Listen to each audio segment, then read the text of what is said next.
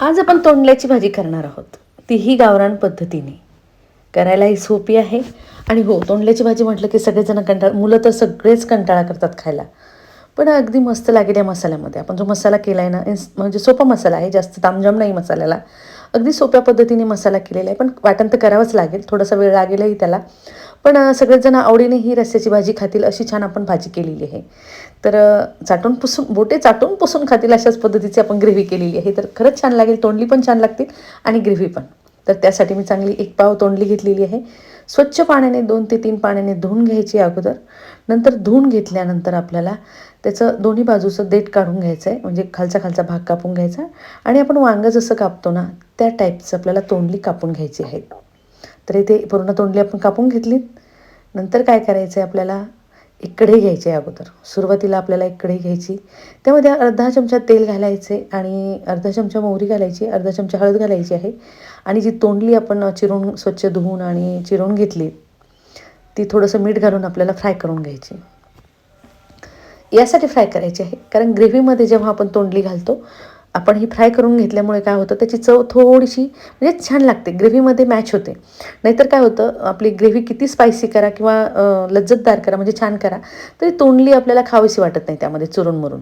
तर थोडीशी फ्राय करून घेतली ना, तर ती छान लागेल. तर ही तोंडली आपण घेतो आहे फ्राय करून, मस्त चटचटी. आणि हो, चांगलं तेल तापल्यानंतर आपल्याला मोहरी आणि हळद घालायची आणि नंतर तोंडली घालायची. जितक्या गरम गरम तेलात तुम्ही घालाल ना, तितकी चांगली फ्राय होईल ती, म्हणजे त्याला तो खमंगपणा छान लागतो. तर ही तोंडली झाली फ्राय करून आणि ही ठेवायची आपल्याला बाजूला थंड होईपर्यंत. म्हणजे बाजूला ठेवून द्यायची, थंड करण्याची गरज नाही आहे. तुम्ही एका साईडला मसाला केला आणि एका साईडला तोंडली फ्राय जरी केली तरीही चालेल.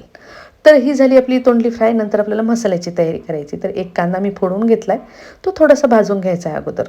गॅसवरती जाळीवरती भाजून घ्यायचा. तुमच्याकडे जाळी नसेल तर तव्यावरती तुम्ही डायरेक्ट भाजून घेऊ शकता. असं काही नाही की आपल्याला जाळीवरतीच मसाला भाजावा लागेल, असं काही नाही आहे.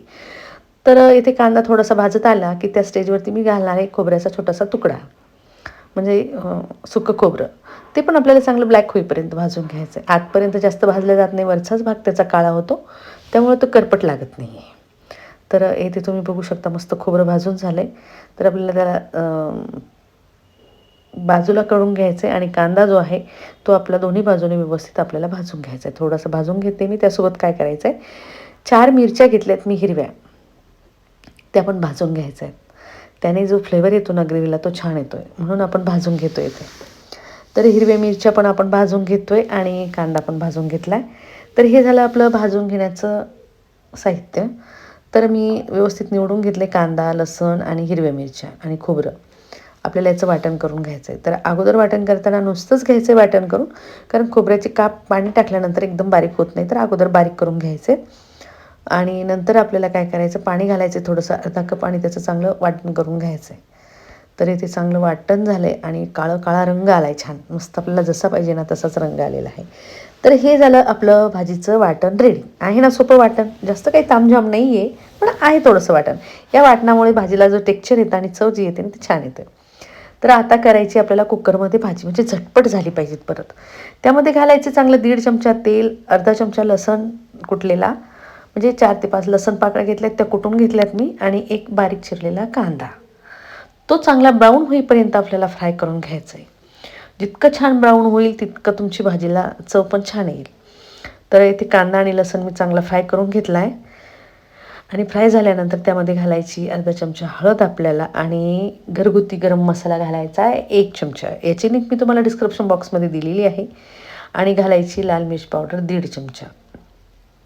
तोंडली जी आहे थोडीशी गुळचिट असतात, त्यामुळे थोडंसं स्पायसी असेल भाजी तर छान लागेल. आपण मिरच्या पण कमी घातलेल्या आहेत, त्यामुळे लाल मिर्च पावडर मी 1.5 चमचा घातलेली. आणि आपलं मसाले फ्राय करून झाले की लगेचच घालायचं आहे आपण वाटण करून घेतलेला मसाला. मसाला घातला की छान तो फ्राय करून घ्यायचा आहे. चांगलं तेल सुटेपर्यंत आपण त्याला फ्राय करून घेणार आहोत. तर इथे तुम्ही बघू शकता मस्त तेल सुटायला लागलेलं आहे आणि मसालासुद्धा चटपटीत व्हायला लागलेला आहे. तर इथे फ्राय करायला चांगले 2 मिनटं लागतील आपल्याला. गॅस फुल करून एकसारखं हलवत राहायचं आहे आणि फ्राय करून घ्यायचं आहे. तर आता या स्टेजवरती घालायची आपल्याला आपण फ्राय केलेली तोंडली. तुम्ही ट्राय करून बघा, फ्राय करून छान लागेल तुम्हाला. आणि हो, तुम्हाला जर वाटलं सुकीच करायची आहे तर मसाला थोडासा कमी करायचा आहे आणि थोडंसंच पाणी टाकून आपल्याला शिजू द्यायचं आहे. सुकीसुद्धा तुम्ही तोंडली करू शकता अशा प्रकारे. चवीनुसार भाजीच्या आकाराने मीठ घालायचे, कारण तोंडलीमध्ये पण आपण मीठ घातलेलं आहे. थोडंसं मीठ घातलं की चांगला मसाला मिक्स करून घ्यायचा आहे आणि मसाला व्यवस्थित मिक्स करून झाला की नंतर घालायचं गरम पाणी. थंड पाणी नाही घालायचं आपल्याला, थोडंसं गरम करून घ्यायचं आहे पाणी, म्हणजे भाजीची चव मेंटेन राहील आणि चव पण छान येते त्याला. तर इथे तोंडलीला तुम्ही बघू शकता मस्त मसाला लागून गेला आहे, म्हणजे लागला आहे त्याला, तितकं आपण फ्राय करून घेतलं आहे त्याला. तर फ्राय केल्यानंतर आता घालायचं गरम पाणी. तर गरम पाणी अगोदर घातले मी अर्धा ग्लास आणि एकदा चमच्याच्या सहाय्याने आपल्याला मिक्स करून बघायचं किती घट्टपणा आणि किती पातळपणा आहे त्याला. तर फार जास्त घट्टपणा आहे, थोडंसं आपल्याला पातळ हवं आहे.